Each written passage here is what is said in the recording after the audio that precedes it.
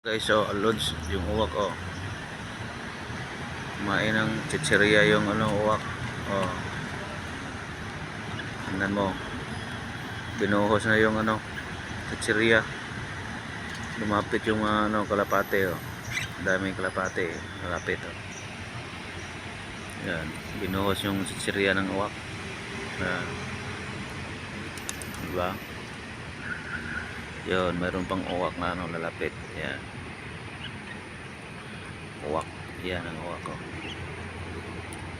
Nagugutom na guys, nagugutom na loads yung uwak.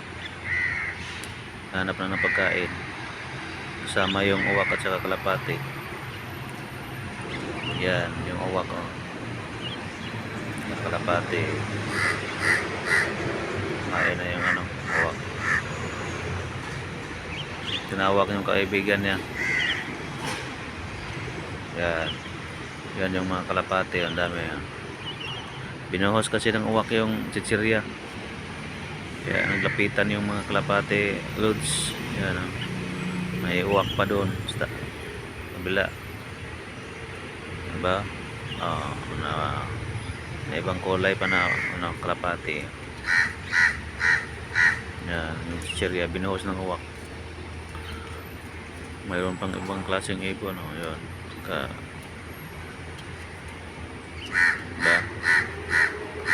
Sa tabi lang kasi ito ng dito sa pamilihan. Yan.